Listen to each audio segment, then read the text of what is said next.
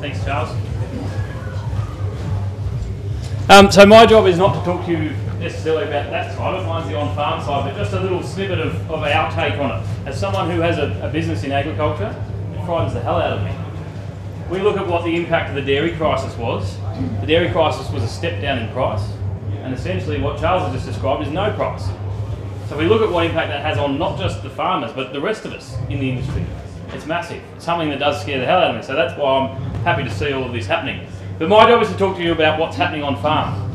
Now we've got a couple of young fellas in the room, one in particular. If we brought a young person in, set them down at the front here, and I said to you, explain everything that's exciting about the sheep industry, what would you tell them?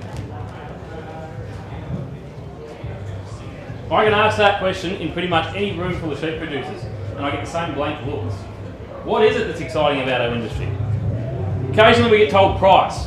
We're running on the 99th percentile, or have been, close to it, for both beef, lamb, wool. So by the time, say, this young fella here gets into where he can earn money out of it, which direction the price is most likely to have headed in that time? Down. So price isn't necessarily that exciting. So what else is exciting? Perhaps we forget that we've only just begun. Doing what's never been done before is intellectually seductive, whether or not we deem it practical. What we're seeing is unfathomably new possibilities all of a sudden becoming available to us. The future doesn't belong to the faint-hearted. It belongs to the brave. You have to trust in something. Your gut, destiny, life, karma, whatever.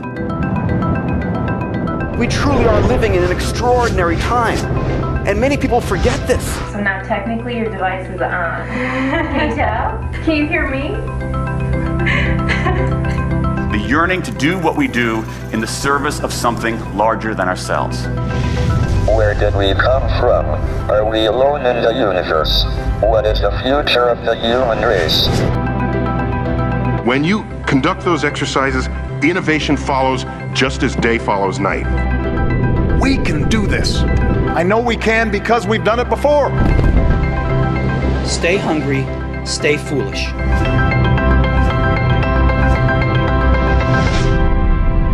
So within your pocket now, you carry as much computing power as what your desktop computer used to have.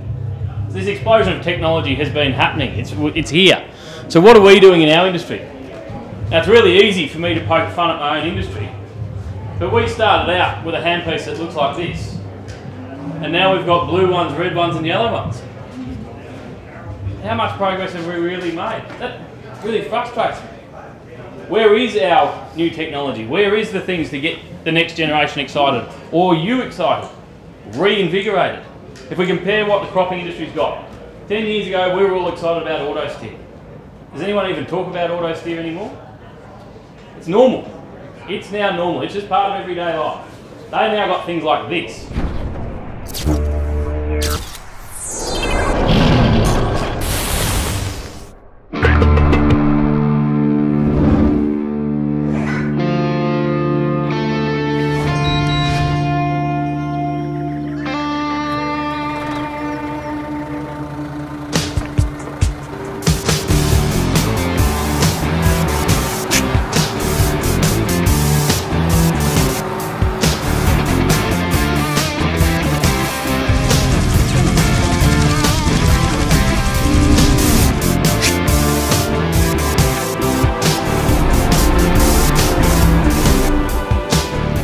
That's exciting. I got 2.5 acres. I want one of them. Now, this is what we're up against. We don't just want technology for the sake of technology, but we do need to be moving with it. If we've got technology available to us, why aren't we using it? Now, EID, we were looking up the dates the other day. How long do you think electronic ID has been commercially available for the sheep and cattle industries? 8 years? About 25 years. Now, we get told this all the time. Farmers won't change. How does that make you feel? Is it true? Quick question for you, quick show of your hands. Who wants to be better tomorrow than they were yesterday? Or better this year than they were last year? Alright, everyone. There is only one way you can be better. The only way you can be better is to change. If you do things the same way, you'll get the same results. So the only way you can be better, and you all just said you want to be better, The only way you can do that is to change. This next video is just a very quick one from, it's actually made by True Test. It's not that we're giving True Test a plug. It actually just happens to be made by about one of our clients. And it's not even the EID that I want you to watch.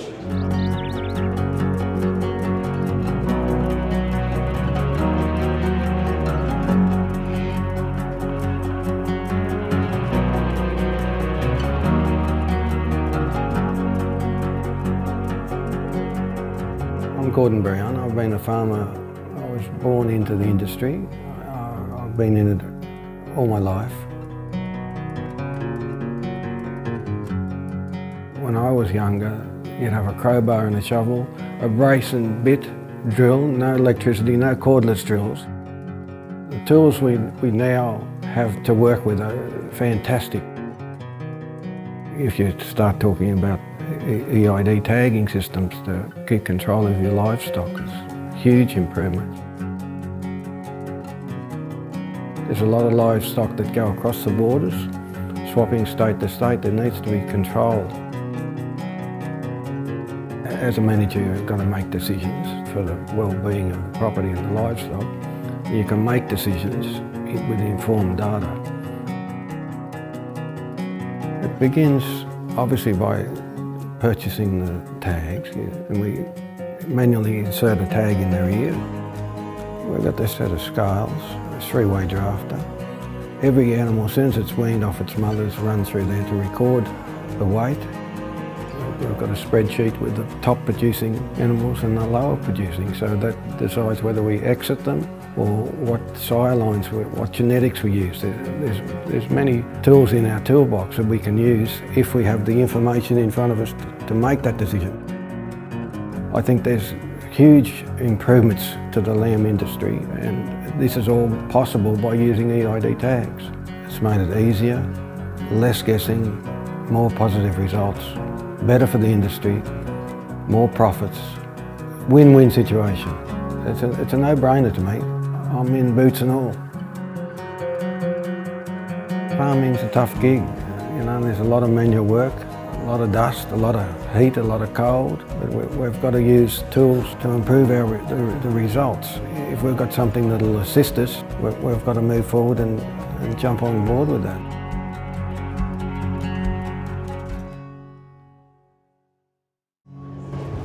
I use that video now in a whole lot of our presenting that we do, nothing to do with electronic ID. And the main thing is, I want you to see Gordon and the way Gordon thinks.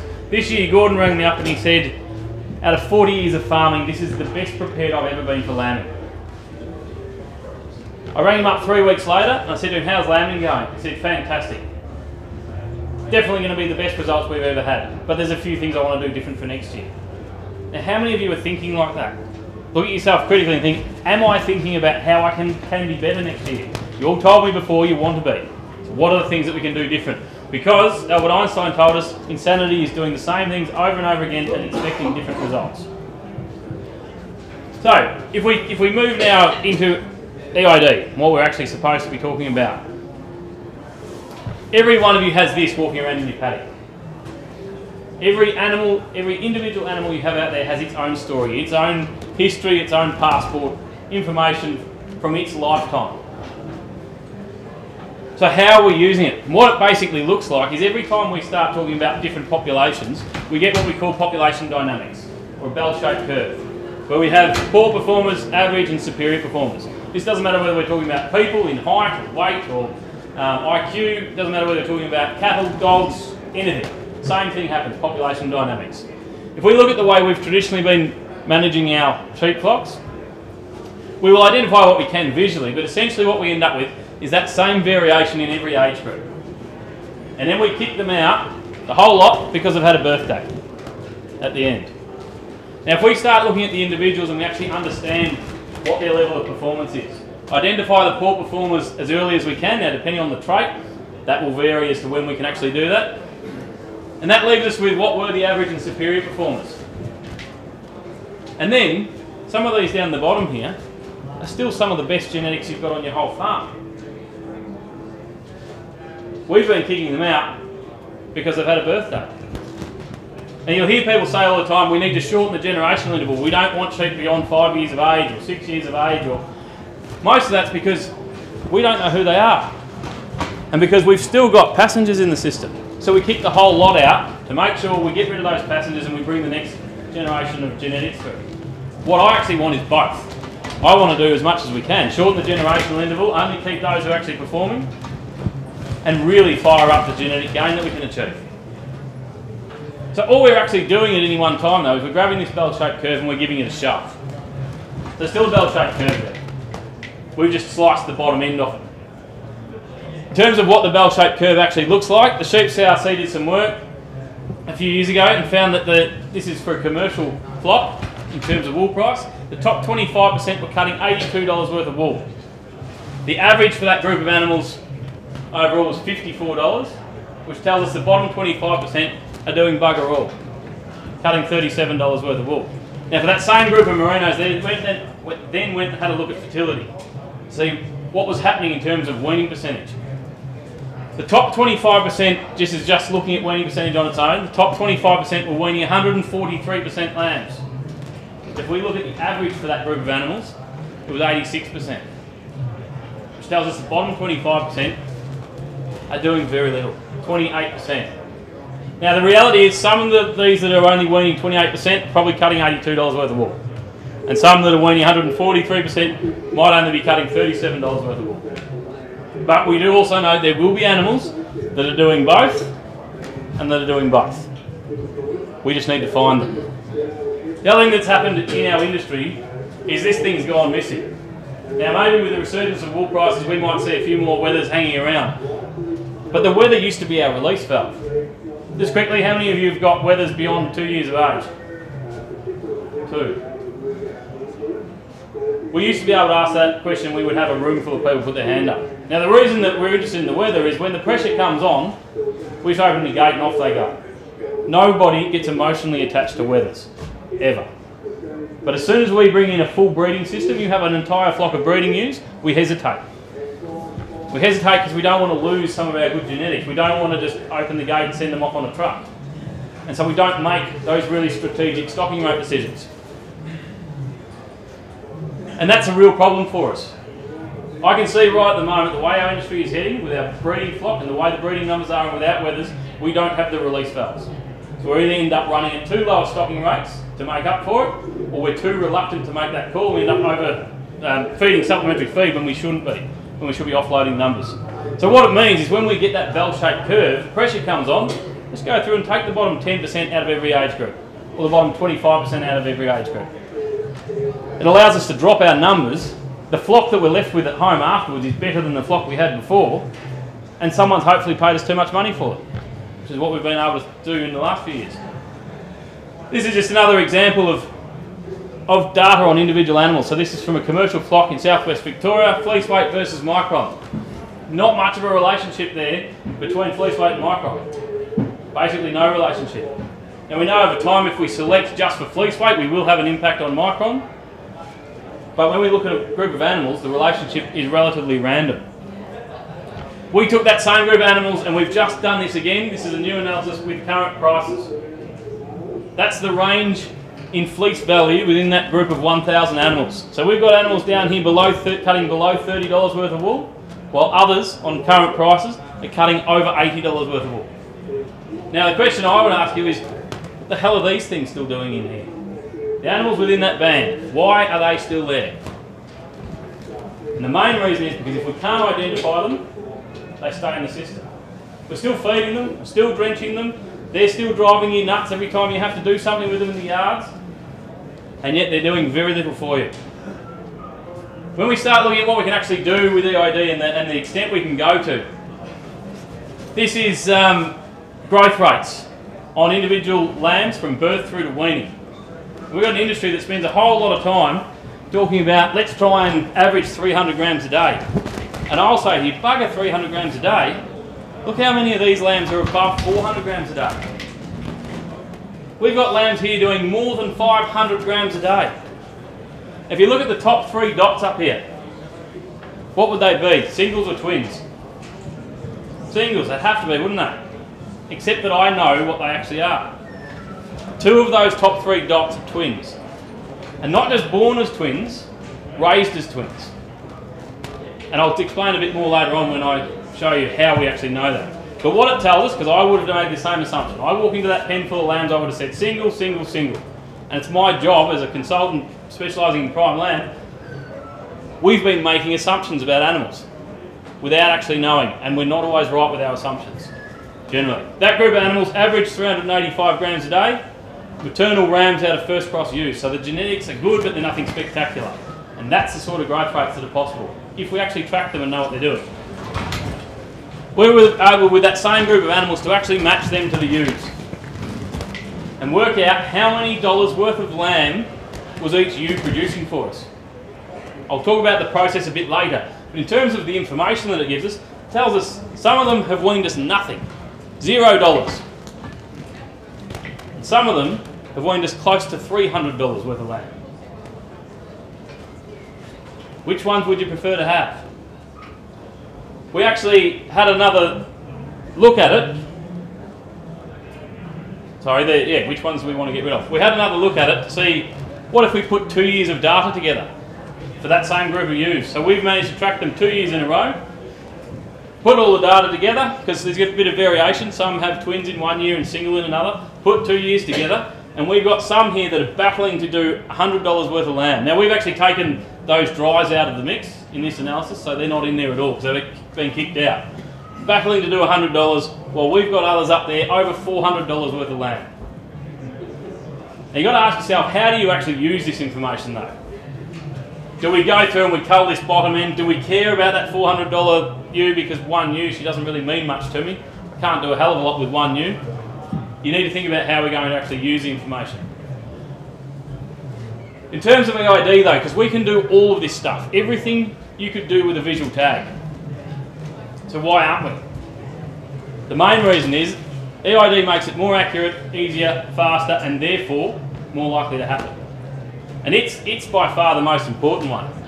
How many of you own a set of scales, first of all? Yep, keep your hand up if you've got them set up in a permanent location in the yards. We've got no one. Normally if there's one person, then I can say that person will weigh sheep more than the rest of you. The simple thing is, if all you have to do is swing a gate and the sheep can walk through the scales, you'll weigh sheep. As soon as I have to pull these two panels out, grab the scales, sit them in there, turn it on, hook it up, it means we don't do it. None of us have got spare time just sitting around looking for something to do. Every time we make something simpler, easier, we make it more likely to happen in the first place. In terms of the differences in this is just looking at just recording individual weights on animals. The first one is the Centre Plus Merino stud. All I did was compare recording a live weight against an individual animal using a visual tag, cost them 67 cents. Using an RFID tag was costing them 27 cents. Essentially the difference is someone's wrestling around trying to read a tag, the other one's just reaching over and pushing a button, electronic does it automatically. CT sire evaluation, same process. They come up with 90 cents using a visual tag versus 20 cents using an RFID tag. This is just the labour component of actually weighing individual animals. Now in this one they went through and they calculated out what the actual cost of the error rate was. Now they've said 5% errors for their visual tags. Anyone who's written down a lot of visual tags will know that 5% is extremely good and it can blow out to as much as 30% errors. Some people are just no good at either reading out tags, writing down tags, or like me personally, horrible at it. I get 6s and 9s backwards and all sorts of things. So they went through and they calculated out fixing those errors. Now fixing an error means that we realise you read out a tag and someone says we've already had that one. That means you go and grab that whole group of animals that's already gone out, you run them all through, you read all of the tags, find the one that you stuffed up and then fix the error. No one's going to do that. So it costs us a lot more than just that actual cost. So in terms of data, every time you collect a piece of data it costs you money. There's no point collecting unless you're actually going to use it. When we first got involved in this, been in this, working in this area for 5 or 6 years, people would come up to me and say, you should see all the data we've got. I've got all these spreadsheets, you should see it all. And I would say to them, what are you going to do with it? I say, I don't know, but it's going to be good. We're not just in the business of collecting data for the hell of it. We actually need an end point in mind. We need to be setting out to achieve something. How many of you thought about the chair that you're going to sit on before coming in here today? Now the same thing. You came here to collect information, we're going out to collect information. We often get caught up in the technology and the excitement, and I did a bit of that at the start to get you interested. But it's actually the end point that we're interested in, the information that we're interested in collecting, not the process or the equipment, the exciting equipment. You can record anything, and that's one of the traps. Anything you can think of. If you want to record that that ew's got blue eyes, you can record it. Which creates us a problem, because the more data you collect, the harder it is to manage. So you should only ever collect data that's going to add value to your business. Now that might be money, that might be more profit, or for a lot of you it might be it makes life easier. It makes life more interesting. It's not always money. So what data? There is an endless range of data that you can collect, and I want you to start thinking about it. The one thing that does happen though, from a starting point, is when you order your tags, you get this thing called a bucket file. Now the bucket file is basically, from what you're interested in, from the on-farm point of view, on the outside you'll have, on the outside of the tag you'll have a printed number. Now when we read a tag, it gives us an electronic number, which is different. It's a 16-digit number. What the bucket file does is it puts those two things together into one file. And that can be really useful for us. The reason it's useful for us, we can do some really simple data collection without owning any electronic equipment. At landmarking this year, you order your tags, you might have tag 1 to 3,000 is your visual number that you're going to have printed on the outside of them. All you do is you get your, as you're putting them in at landmarking, take note of what sequence of tags goes into which mob. So it might be twin born lambs by this group of sires, gets 1 to 480. Or you might start with your twins at the top, so from 3,000 down is all twins, and you start from 1 and heading up is your singles, and that way you know, every time you look at those visual numbers, which ones they are. We then record that, so just write that down in your notebook. At any time in the future, we can then go back to your bucket file, work out which of those animals it is and allocate that to them, and then we can come back later on, and any time, it might be 4 years later, read that animal's tag and find out whether it was born as a twin or a single, which sire group, what paddock it came out of if you wanted to, and that information was all collected just by you writing it down on the day at landmarking. It's one of our simple wins that we can get without buying any equipment at all. We can keep it, and my preference is that you keep all of your data collection as simple as possible. But we can get very complex. This is Pedigree Matchmaker. So this is a panel reader from Sapien Technology, designed to be set up out in the paddock. We've got a single file entrance. All the lambs, all the ewes have a tag in their ear. As they walk through to water or grain or whatever it is as an attractant, it reads the sequence of tags as they come through. We put it through some software that the Sheep's ARC developed, and it estimates the likelihood of this lamb belonging to that ewe. Now as soon as we've got that, that's where we can start to generate the lamb production data that I talked about earlier. So if I know that these lambs belong to this ewe, just by using Pedigree Matchmaker, all I then need to do is record one weight of those lambs, a weaning weight at 85 or 100 days. And that gives us kilograms of lamb weaned or litre weight weaned. So in other words, this ewe weaned this many kilos of lamb. It allows us to select on a whole heap of traits that are critical to your lamb production system. If I ask you what your KPI for a lamb production system is, you'll tell me kilograms of lamb per hectare. We put these together with stocking rate, you've got kilograms of lamb per hectare. Direct selection. That one's not new.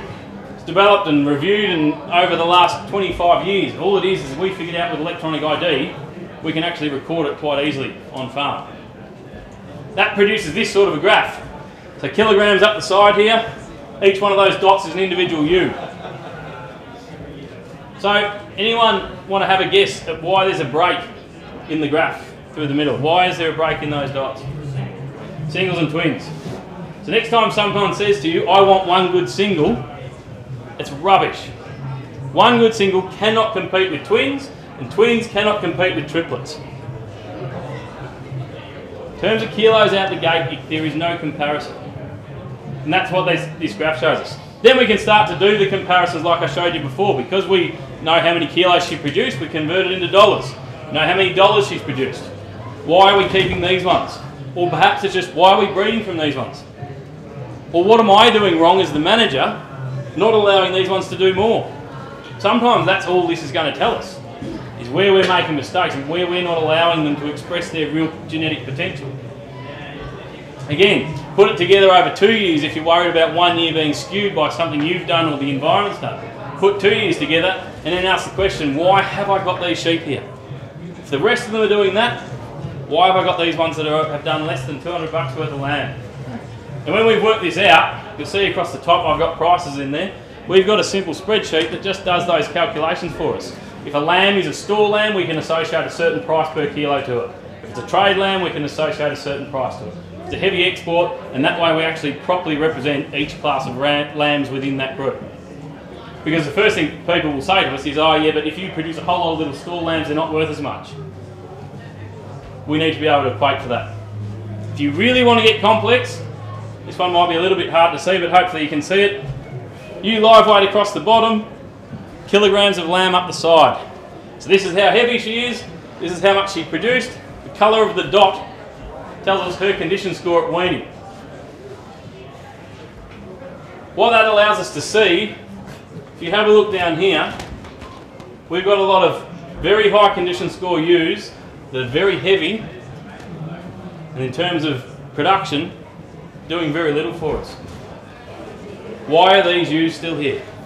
Now what happens if we don't know this, and I just run that group of ewes in, and you start drafting them visually, you want to pull some off because we need to sell some, which ones are you going to keep? If you're just doing it visually. The big, fat, shiny ones. And these ones that have been working really hard, some of these that have produced a whole lot of lamb, taken a little bit of condition off their backs doing it, you're kicking them out because they don't look that good. And for those that zoned out for a little while, because you're a merino breeder, that's kilograms of lamb weaned for merino flocks. Still the same sort of variation. Clearly not as many twins. This one was a group of maidens, so not as many twins that are dragging it up there, but there's still variation in it. So it's still information that we can make use of. So the biggest question in this whole discussion you need to ask yourself is why? Why am I doing it? Why am I interested in electronic ID? What am I actually setting out to try and achieve? The first thing I want you to think about is, can you imagine a dairy farmer milking cows morning and night and paying no attention to how much milk went into the vat? How many of you could put your hand on your heart and tell me what your average lamb growth rate was last year? I can ask that question in any room full of Australian sheep producers, no matter how many are there. The most hands I'll get, the most I've got so far, out of doing it probably 25 times, is 4 hands out of possibly 100 people. That's essentially what we're doing. We're milking cows every day and paying no attention to it. Paying no attention to how much we're producing. Now someone said to me recently, yeah, but it's easier for them, they get to see them every day. So that's why we're not dairy farmers, because we don't want to see them every day. It's not easier. Poor buggers have to get up early every morning and go and milk cows. Imagine with your cropping operation. Just work out how many tonnes of wheat you produce for the year. Don't worry about what paddock it came from. Now we want to know which part of the paddock it came from. We've set this up, it's available on our website if you want to use it. The first thing I want you to do is work out what it is you're trying to achieve. Set out your objectives based on being smart objectives, so specific, measurable, achievable, realistic, time-bound. Work out what it is you're trying to achieve, work out then what you need to collect to influence that. The final step is working out what equipment you actually need.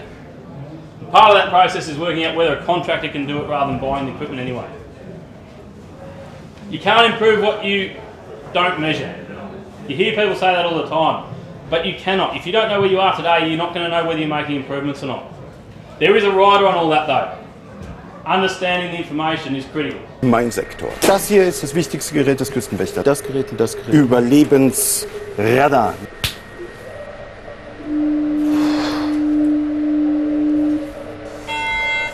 Mayday, Mayday. Hello, can you hear us? Can you hear us? Can you... Over. We are sinking. We are sinking. Hello? This is the German Coast Guard. We are sinking. We're sinking. What are you thinking about?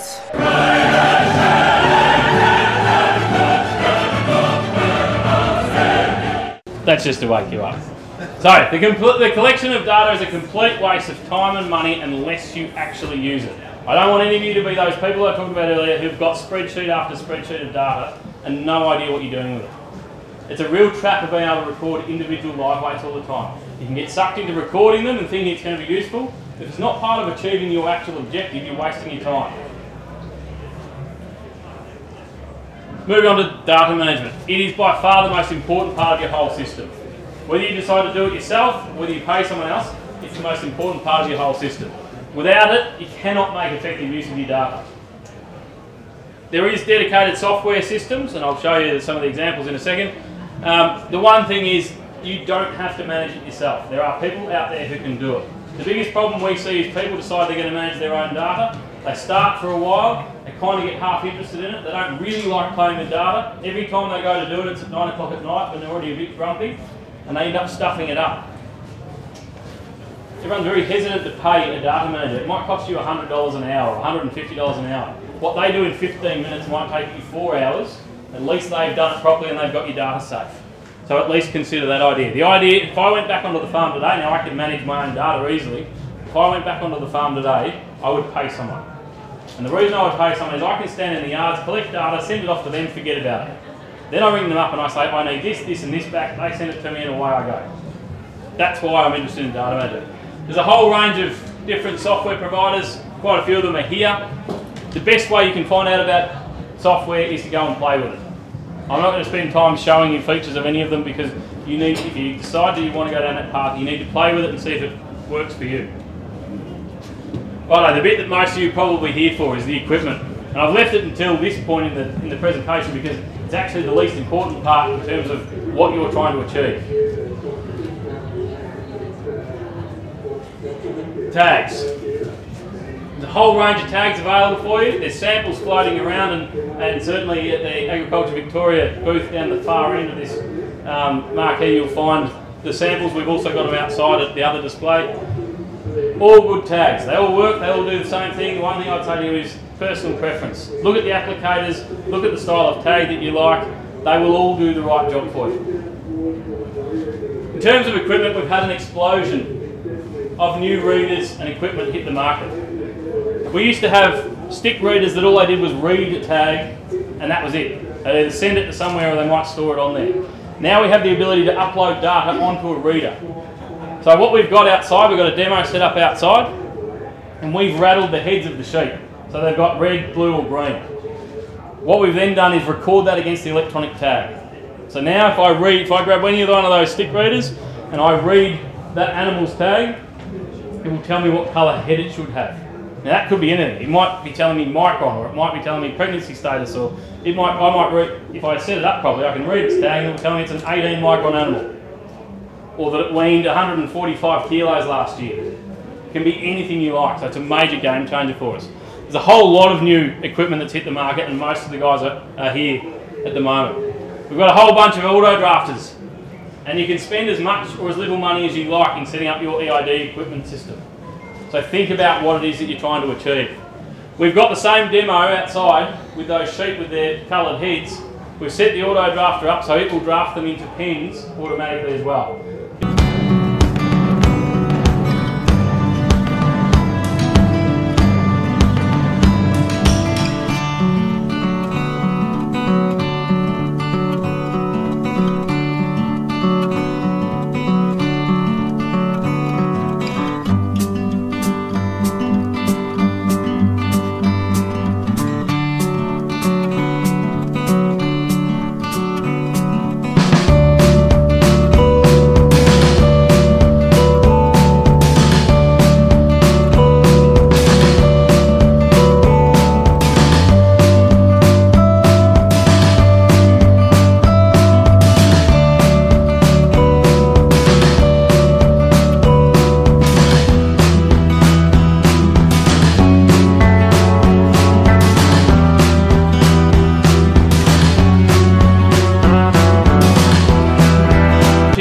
Is as important as the drafter itself.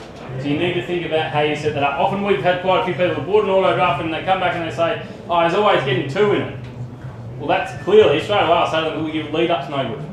If you get your lead up right, you won't have that problem. So think about that. You can then move into there's a whole range of handlers and everything else. You can spend as much as $40,000 on an EID setup if you want to. So you need to think about what it is that you're trying to achieve. We've now got automated guns that can adjust the dose rate based on the weight of that animal. So if you've got a handler, you've got a 45 kilo animal standing in front of you, it will drench it based on that weight. You get an 80 kilo animal in next, it will drench it based on 80 kilos. All starting to come together all at once. There's a heap of technology coming through. There's service providers like your preg scanner who can collect that data automatically for you. Now some of them are already set up, some of them aren't, but essentially it can be a free piece of data for us. We collect that by doing a normal task. We're doing the same thing we've always done. It's just the preg scanner at the end of the day hands you a file, says here's your pregnancy statuses on each of those individual animals. There's a whole lot of contractors now starting to become available, so think about whether you need to actually own the equipment, how often you're going to use it, do you want to manage your own data, is there a contractor in your area, and we can help you with that. If you've got any questions about who might be available, who can do what, have a think about it. Start with the basics. This group of animals that I showed you earlier with that range of from under $30 through to $80 worth of fleece value, those guys could see the benefit of EID, had no interest in learning the technology. So they paid a contractor to record the fleece data for them. They paid someone to look at the data and manage it and decide who was being told, and then they paid someone with an auto drafter who came in and did that automatic draft for them. They got all the benefits of EID and they did not have to learn a single bit about it. They were in their late 60s, not an interest at all in learning how to use the equipment, could see that it was a good thing and that they wanted to get the benefits out of it. So just to finish off, we are quickly running out of time here. What else is coming? There's a whole other layer of information that's still coming towards us. And land processing is one of those areas. So now, at the moment, the feedback you get, if you just sell over the hooks traditionally, the feedback you get tells you bugger all about what you've just produced. We're moving in now, we've got 4 processing plants in Victoria that are in the process of putting in new hook tracking systems. And basically what it means is when your lamb arrives with a tag in its ear, it gets matched to the hook. Because the first thing that happens when a lamb comes onto the processing chain is we lose a bit of traceability. So it matches it to the hook, and then everywhere that hook and that carcass goes, we know who that lamb is and where it came from. The reason we're interested in that is it allows us to get feedback on individual animals. And we can match it back to your on-farm data. So hot standard carcass weight, matched back to any other data that you've kept on that animal on farm. Retain and trimming information, actually finding out why that carcass came back at 14 kilos. When you knew you weighed them all and they should have all been over 18 kilos. And there'll be a good reason. If you spend enough time on a kill floor, you'll soon find out that it had arthritis in one of the joints, so they had to take it off at the shoulder. Or that it had pleurisy, so they had to take out the rib cage. You'll actually get that information back with these new systems. Other health information, grass seed, dog bites, those sorts of things. It's something that our industry really needs to happen, and it's now starting to come through. In the future, some of them we know are talking about dressing percentage.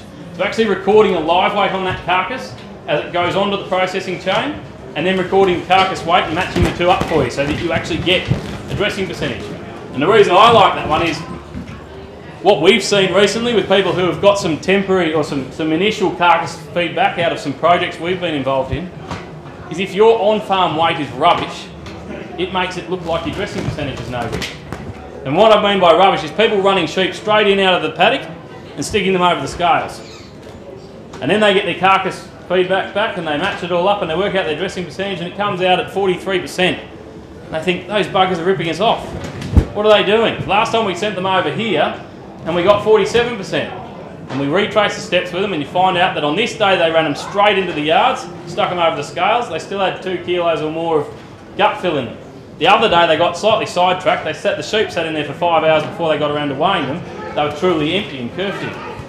So this takes that out of the equation because the processor actually captures that data for you. And the big one for me is DEXA. Now DEXA is most of you will have heard something about it in terms of the latest announcements from MLA and the funding that's happening for processors who are interested. DEXA is a game changer and it cannot come fast enough. It allows us to be able to predict lean meat yield, measure fat objectively and actually set up for a value-based payment system. and that's where we're heading. What it means is that as these processing plants come online with their feedback, you will have linkage through the whole process, your whole production system, from where it basically hits the plate right back to your original genetic decisions that you made. And that's where it needs to be.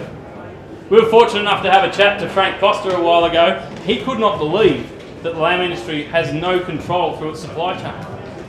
And you look at what they've done in the vegetable industry, and they want to know everything about every step through that whole thing. They want to own it all too, but they want to know everything on the way through. He could not believe that this was so disjointed. And when you stop and think about it, I can't believe it either.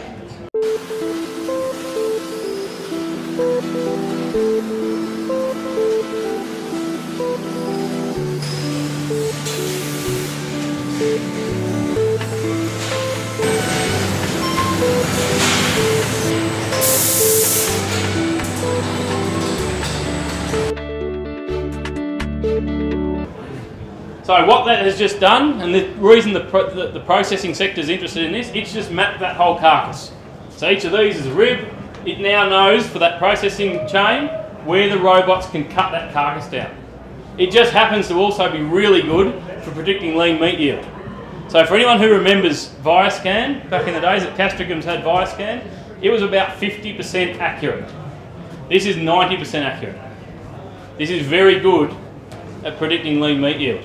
It allows us to measure fat, because at the moment our price grids that we get in our industry tell us to produce the biggest, fattest thing you possibly can.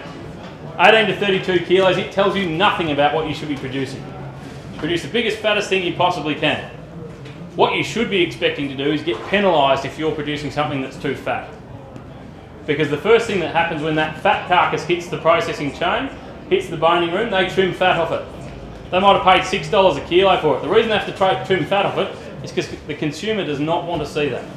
They don't want it landing on their plate. They might have paid $6 a kilo for that lamb in the sale yards or for you over the hooks. They cut that fat off up to 3 or 4 kilos in those heavy lambs, drop it into a bucket, it's worth 22 cents. If you wonder why a processor can't pay us more sometimes it's because what we're producing is slowing their whole system down and costing them money the whole time as well. We as producers need to take some ownership of that. So we get this roadmap. It allows the robots to be able to break the carcass down. It allows us to be able to predict lean meat yield. If we just predict lean meat yield though, and we go hard after selection on that, we'll end up with pork. Because that's exactly what the pork industry did. So what we need to go with it, and this is a slide from Alex Ball at MLA, we need a measure of meat eating quality. So the first one there is a hyperspectral camera. This one's an impedance spectroscopy probe. Both of them designed to be able to predict shear force and intramuscular fat. The two things that are most important for the consumer. What they want to know is tenderness and juiciness. That's the consumer's experience. And that's exactly what this helps us to measure. So now, put that into the process. So this is all being developed at the moment. That allows us to be able to actually measure lean meat yield and meat eating quality. You'll actually get paid for producing the right thing, rather than just for producing whatever the hell you like.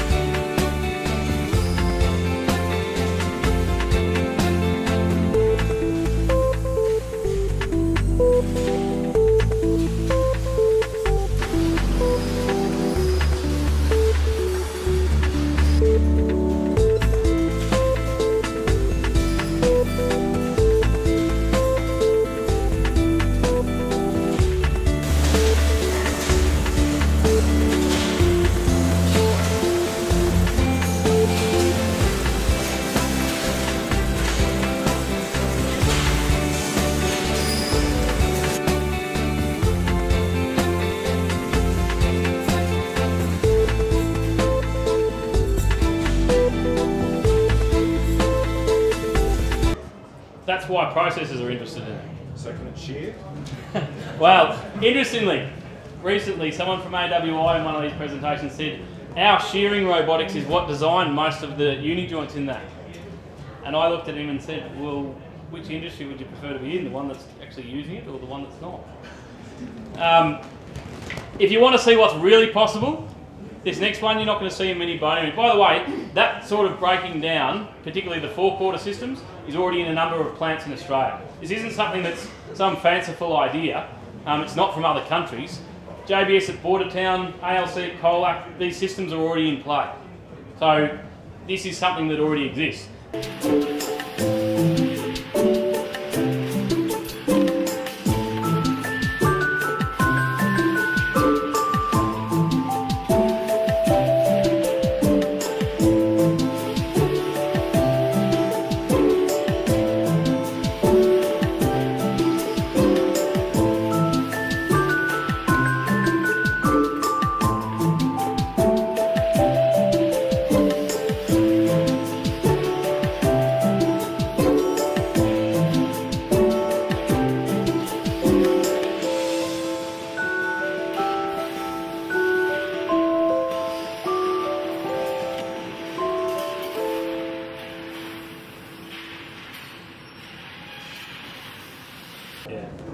So, now I want to know what excites you. Because we need an answer. When that 15-year-old kid or 10-year-old kid comes and we sit them down the front and you have to explain to them what excites you about our industry, we need an answer. And I think we've got them. I think we've got a hell of a lot of stuff that's all coming all at once and we're in a pretty exciting place. If you're not excited about the sheep industry now, you are never going to be. The whole problem though is, and we talked about it before, about farmers not changing. It's not the tools. It doesn't matter how much technology we bring in or what the department puts out there for you to use or what different equipment manufacturers keep producing. It's nothing to do with the tools. All of it ultimately comes down to you and whether you use it, whether you make change and whether you make progress. It's never about the tools, it's always about you. We use this and Gordon, I think that I showed you at the start, sums it up perfectly. I don't care how good you are at what you're doing. What we're interested in is whatever we do well today, we can do better tomorrow. Doesn't matter how good you are now, you can be better tomorrow. Thanks very much.